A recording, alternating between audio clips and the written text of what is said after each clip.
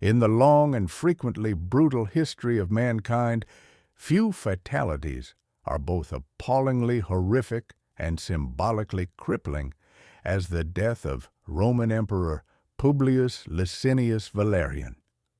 His death was much more than the passing of a monarch.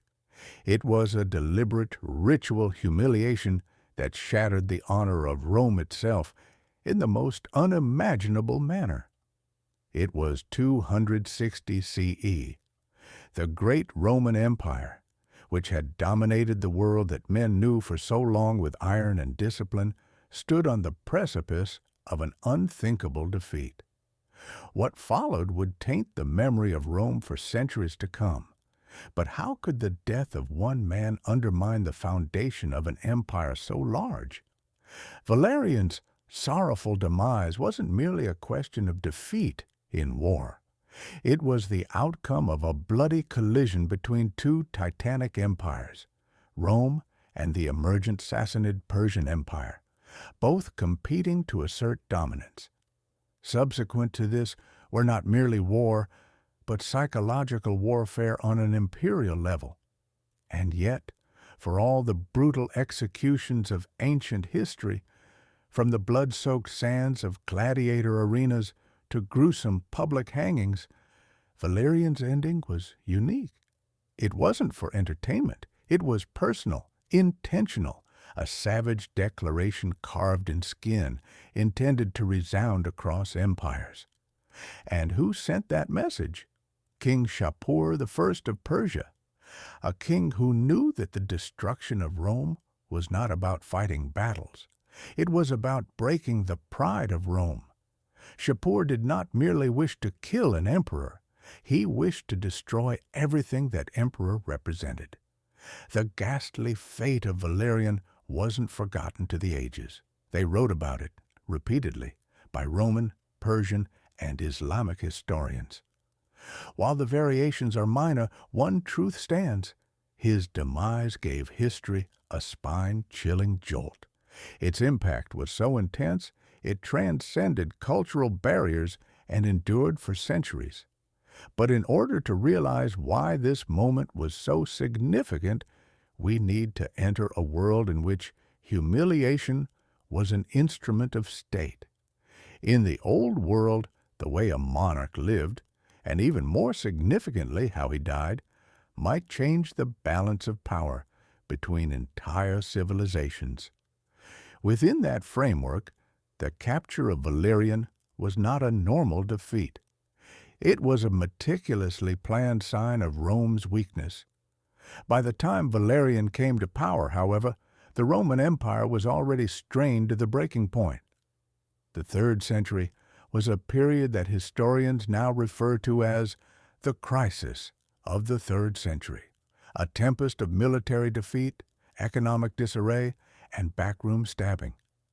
There were several emperors vying for power all at once.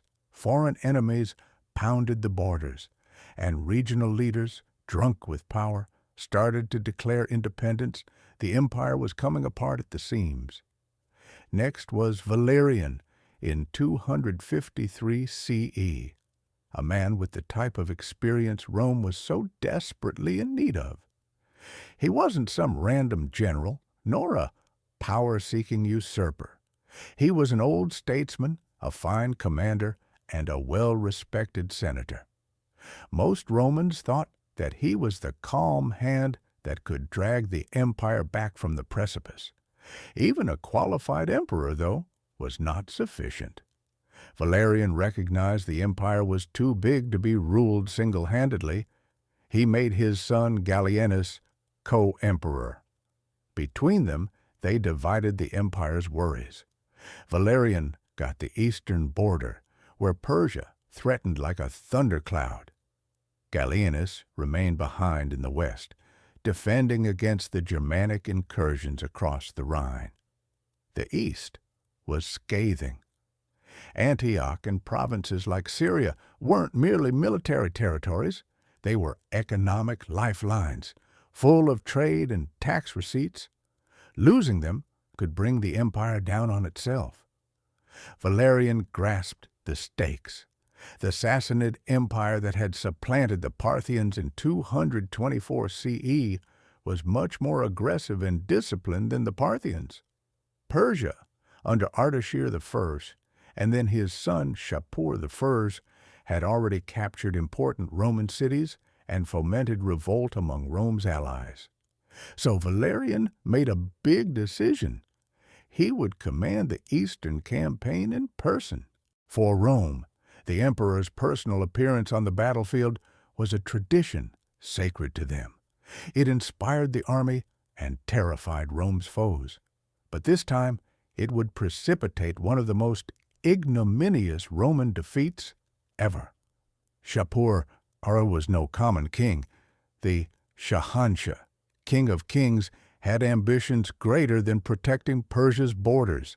He wanted to bring back the ancient Persian glory that had once competed with Alexander's greatness. Shapur was bred for conquest. He saw his father defeat the Parthians and learned not only how to fight, but how to conquer men's minds. He read Roman strategy, drank in Greek philosophy, and learned Persian statecraft. His power wasn't in his sword, but in his strategy. He modernized his army with new siege machines, elite cavalry, and a strict officer corps. But his greatest asset was psychological warfare. He did not merely want to defeat Rome, he wanted to destroy Rome's will, and he would have that opportunity in a manner no one could have conceived.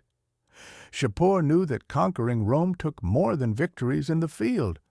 Real conquest involved destroying the very concept of Roman supremacy. All the trappings of imperial power had to be broken, and he set out to do so with eerie precision. In his initial campaigns, Shapur attacked with lightning speed and accuracy, taking the key Roman cities of Nisibis and Carrhae. These triumphs didn't only demonstrate his military skill, they demonstrated the Sassanid armies were capable of outdoing Rome's great legions in open battles and in intricate siege warfare. Shapur wasn't merely accumulating victories, he was accumulating experience. With each victory were prisoners, wealth, and knowledge. Roman officials taken captive were not trophies alone. They were rich sources of information. Persian accounts depict Shapur as a man of colossal charm and wisdom, a person who encouraged art, philosophy, and science. His capital, Ctesiphon, flourished as a center of learning and culture that was equal to anything the Romans could produce. This cultural awareness was instrumental in the manner in which Shapur handled his captives. Most senior Roman prisoners were let off not from kindness, but simply because their familiarity with Roman military and administrative structures was too important to lose. He was dissecting the Roman Empire from the inside out.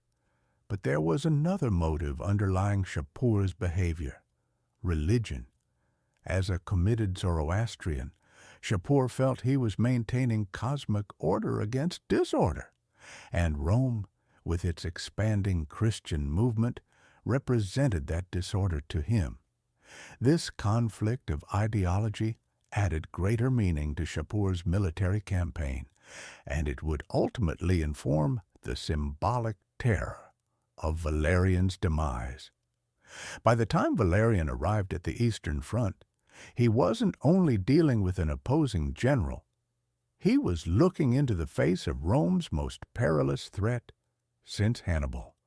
Shapur possessed the guile of a statesman, the intellect of a scholar, and the brutality of a conqueror. The stage was set. The empire waited with bated breath. Valerian opened his campaign in 256 CE with high hopes. Rome's propaganda machine heralded it as the very answer to the Persian problem. The emperor was supported by one of the most powerful Roman armies to be mobilized in decades. Elite legions, battle-hardened veterans, and war-weary officers who had seen service in earlier Eastern campaigns. Early, it looked as though the campaign could succeed. Valerian's army lifted the sieges from cities and recaptured territory in Mesopotamia. His methodical, disciplined strategy, emphasizing logistics and strategy, looked well suited to the land and conditions of warfare in the East. But the Persians were not going to play by Rome's rules. Shapur enticed the Roman army deeper into Persia, letting their lines of supply become stretched thin. He dodged direct battles, compelling the Romans into a long, debilitating march through unfriendly territory. It was a trickle of blood, not of blood, but of time, energy, and morale. The siege of Nisibis was the turning point. Valerian anticipated a crushing victory, but was met with a sophisticated Persian resistance. Harassment raids, mobile mounted attacks, and constant interference frustrated the efforts of the Romans to advance. And then came the worst foe of all, disease. The Roman camp was devastated by what historians now recognize as the Plague of Cyprian, a lethal epidemic that swept through the empire. In the crowded, unsanitary conditions of the army camp, the disease spread quickly.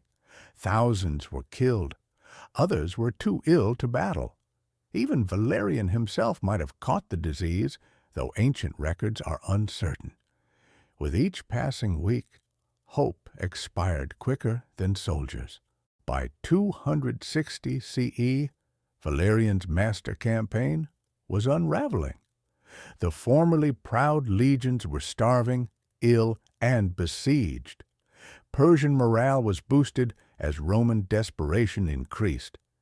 And that's when Shapur struck, mounting a concerted attack that obliterated the weakened Roman armies in one of the greatest catastrophes in imperial history.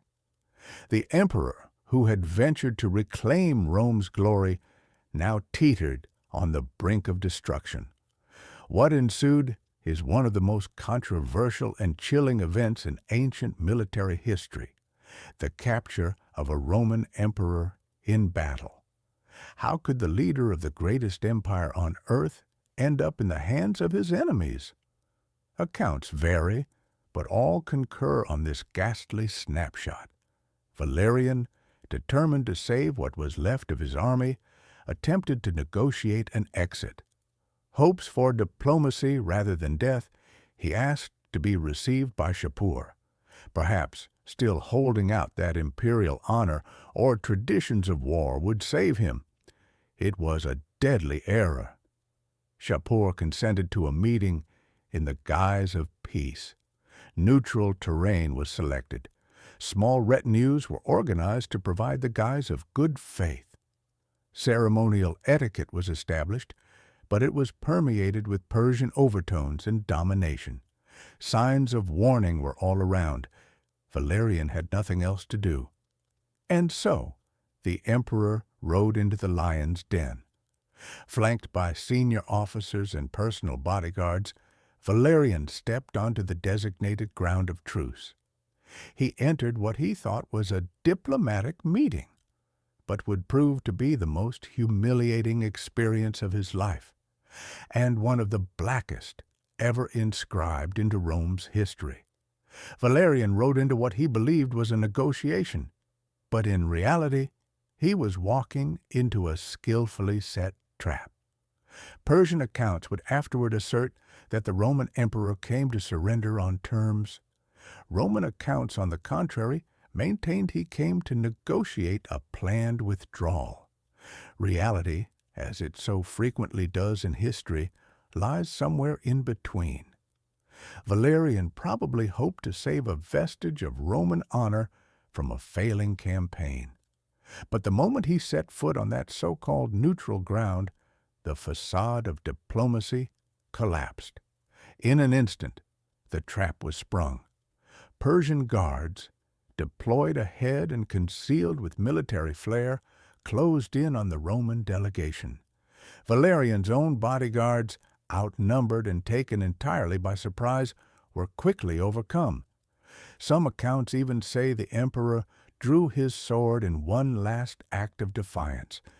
But there was no evading what happened next. The psychological blow of his capture was earth-shaking. Roman troops, now without a leader, broke down. Discipline collapsed.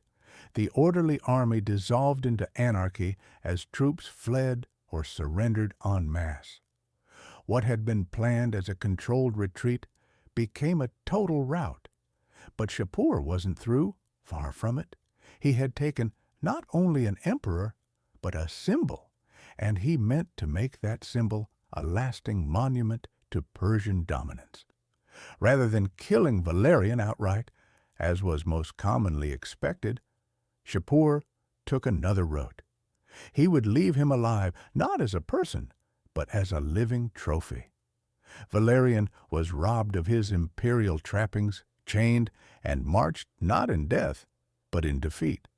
His captivity would endure for years, and through it all, Shapur undertook a gradual, calculated campaign of humiliation. Valerian was made a tool, a living, hurting symbol of Roman defeat. The Persian monarch had no regard for mercy.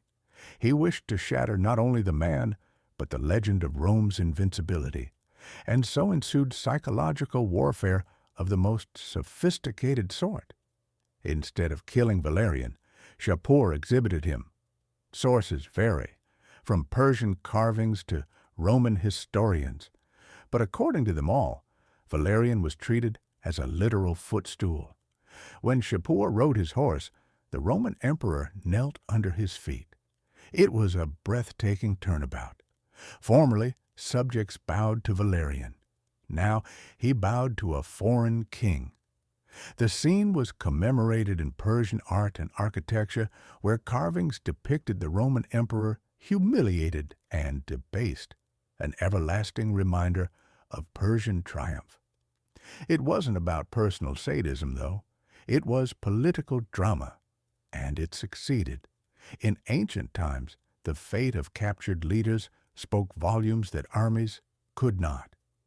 By demeaning Valerian to an object, Shapur announced that Persian culture had eclipsed Rome, culturally, militarily, and religiously. And Valerian's agony was not yet through. He wasn't beaten or starved. No, that would end his usefulness too quickly. Instead, his captors took great care to keep him healthy, while depriving him of every last ounce of dignity. He was housed in humble, clean rooms, but required to dress like a servant. He dined on plain fare from clay bowls, never gold, never silver. Each aspect of his existence served to reinforce one thing: you are no longer emperor. You are nothing. Still more agonizing, Valerian was compelled to take part in Persian religious ceremonies. He might have been compelled to watch Zoroastrian fire rituals, to prostrate himself before Persian deities, an act abominably offensive to Roman and Christian faiths. Whatever the truth of all these anecdotes is, whether they are all true or part of imperial legend-making, one thing is true: the humiliation was intentional. Persian artists were even commissioned to paint and sculpt scenes of the emperor's humiliation, pieces that were propaganda, museum pieces, and cultural trophies all at once. The pictorial records guaranteed that even after Valerian's death, his shame would endure. In Rome, meanwhile, the news created a political earthquake. The empire had weathered the loss of emperors before, but never this, never the living captivity and degradation of a Roman Caesar. Faith in the empire was broken. If an emperor could be treated as a dog, what did that say about the empire? Roman pride, Roman diplomacy, Roman strategy, all would be left with the scars of this wound for centuries. And then came the final act. Shapur waited. He had kept Valerian alive for a purpose. But when the emperor's health started to decline, the moment for his symbolic death arrived. Persian accounts indicate that Shapur did not wish for Valerian to die quietly. He wanted him conscious, aware, for what followed. And what followed was one of history's most atrocious executions.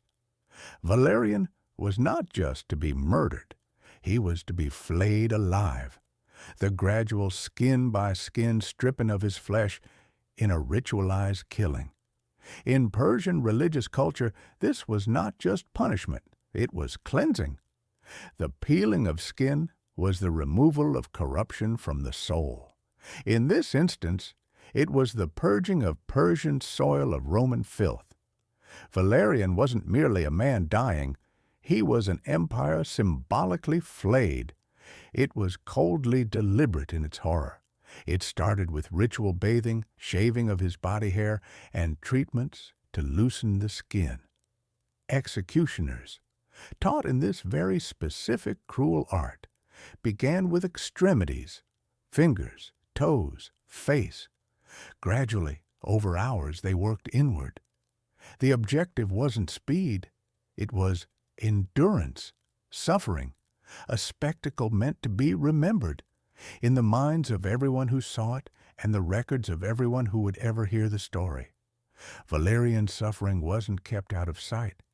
It was performed for maximum psychological effect.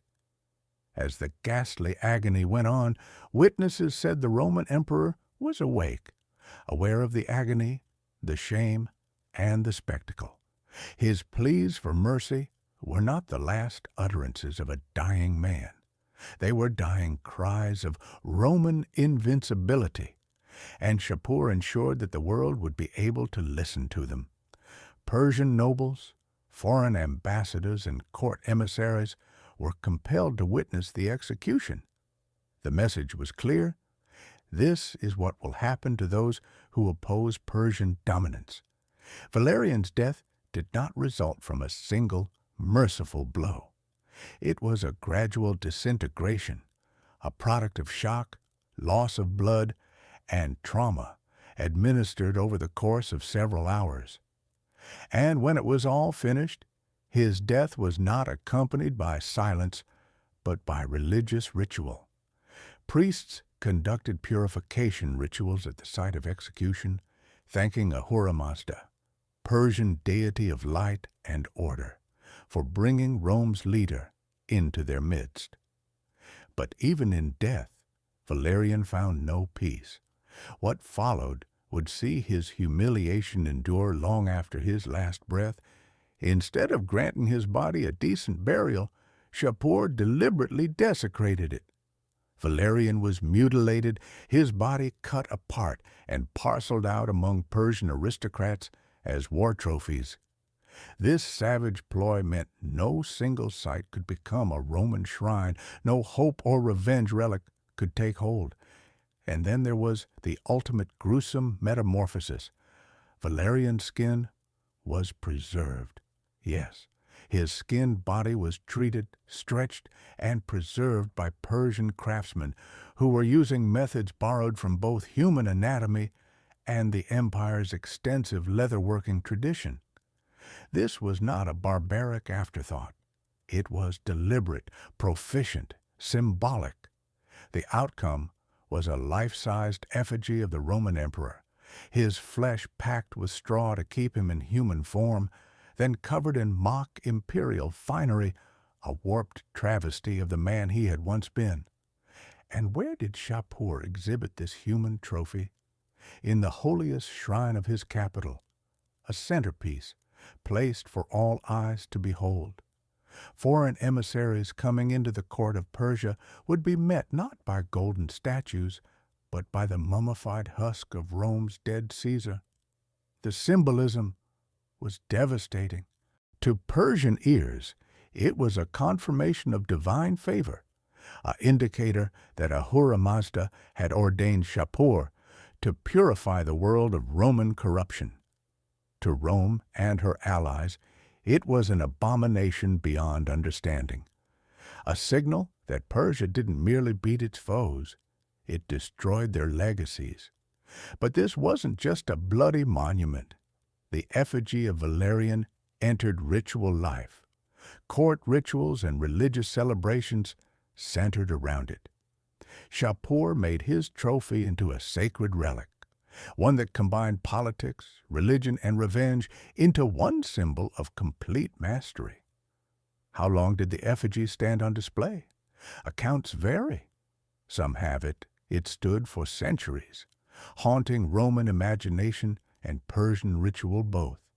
Others have it finally crumbled despite all attempts at preservation, but even its ruin was said to be bathed in ceremonial respect, as one might get rid of a relic. Meanwhile, in Rome, news of the capture of Valerian had taken months to reach. Refugees from the Eastern Front had spoken of defeat, but no one was certain that the emperor had been vanquished. It wasn't until Persian envoys, dispatched by Shapur himself, carried the news that the awful reality reached the Senate. Rome was shocked into silence. Initially, incredulity, then denial. The Senate tried to keep the more gruesome facts under wraps. They didn't want to believe a Roman emperor could be skinned and paraded about like a head of cattle. But the gossips would not be silenced. Valerian's son, Gallienus, newly solo emperor, had a hopeless task. He needed to confirm his father's passing in order to claim his own legitimacy. But he also had to protect the empire's battered pride. Gallienus trod a thin line. He presided over public funeral rites and promoted his father as a fallen hero, a martyr for Roman purposes in the East. Official pronouncements eulogized Valerian's courage and sacrifice, and tactfully omitted the decades of bondage and ritual humiliation. But there is a tendency for truth to escape through cracks. As more detailed accounts spread, the tale started to surpass the empire's propaganda. Troops who managed to escape the Persian debacle returned with tales which shocked the Roman people. And what they told wasn't merely a defeat. It was a total psychological dismembering. Roman morale suffered right away and brutally. Eastern legions, previously battle-hardened and faithful, now reeled with depression and uncertainty. Recruitment ground to a halt. Commanders hesitated. Strategic thinking collapsed. The very notion of Roman military prowess started to break down. If even the emperor could be captured, flayed, made into a puppet, what chance was there for the rest of Rome? Shapur hadn't merely defeated an army, he had shattered an empire's identity. Even in death, Emperor Valerian was still a captive, not of the flesh, but of reputation. Rome repeatedly made diplomatic overtures to retrieve his remains, seeking to bury their slain emperor with honor. But every request was callously rebuffed. Shapur and his court understood the power they had, and they weren't releasing it. Valerian's corpse had become a symbol and a tool. Refusing to send it back wasn't merely about cruelty, it was hard propaganda. Every Roman emissary refused was another reminder. Persia set the terms now. This wasn't merely a defeat for one man or even one empire, it was a turning point in world history. Persia's triumph, brutal and public, dispelled the myth of Roman invincibility. News traveled quickly, and enemies throughout the known world heard. Germanic tribes along the northern border, African kingdoms to the south, and Eastern barbarian alliances all started reconsidering their terror of Roman might. If the great empire could lose its emperor so ignominiously, could it be vanquished altogether? Within Rome, the effects were more catastrophic.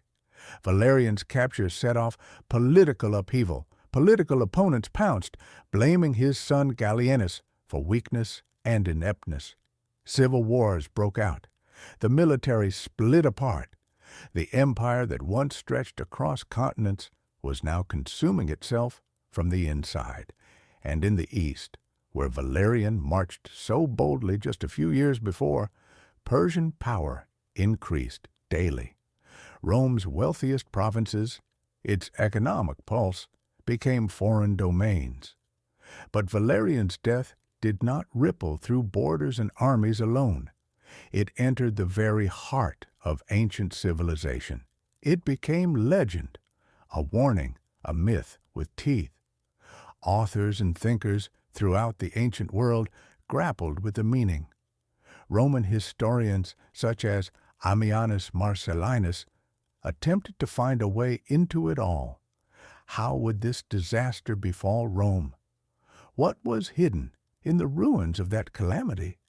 The tale soon found its way into Roman military schools, a gruesome case study in the price of pride, strategic miscalculation, and underestimating an opponent. Future emperors learned the lesson well. No longer would they command eastern campaigns themselves.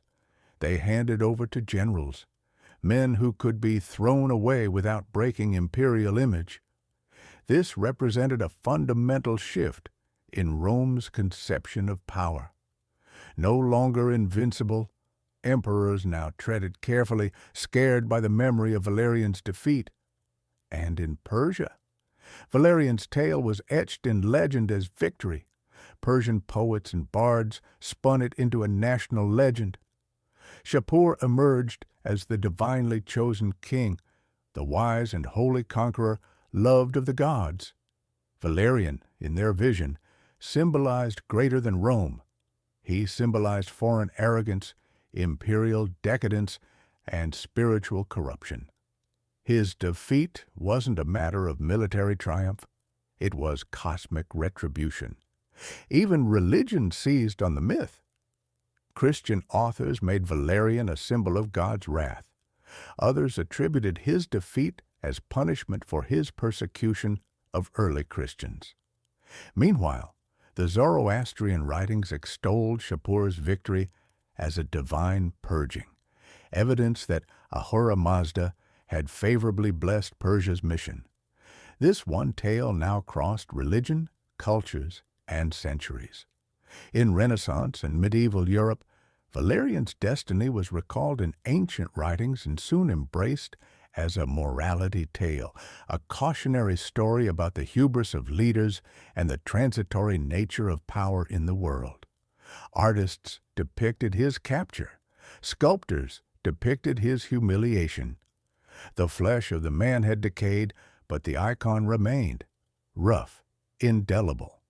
Even now, contemporary historians still study the fall of Valerian as a deep case study in psychological warfare, cultural trauma, and the brutal price of imperial hubris.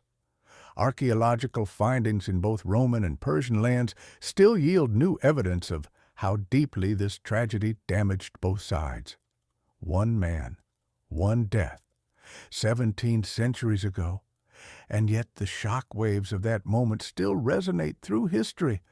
Valerian's destiny wasn't simply an individual tragedy, it was a cataclysm.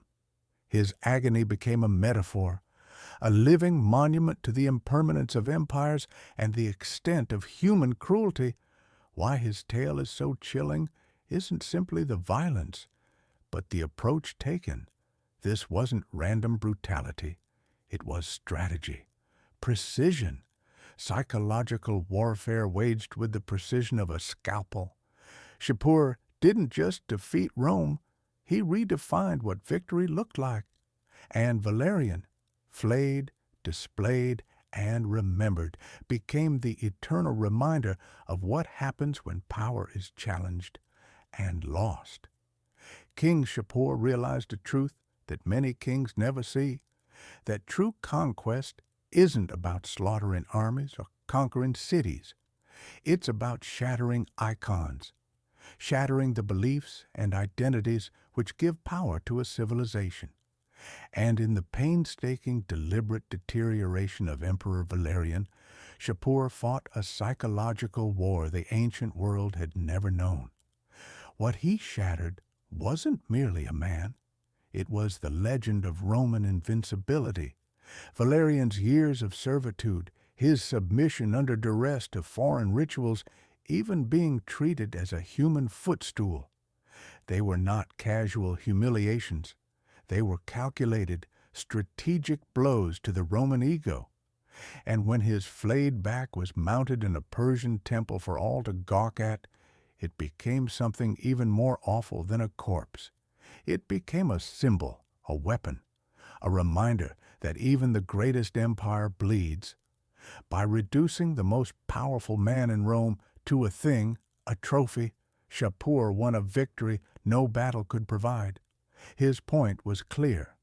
Persia not only defeated Roman power, it defeated the very concept of Roman dominance. But Valerian's tale is greater than one of humiliation. It's a warning,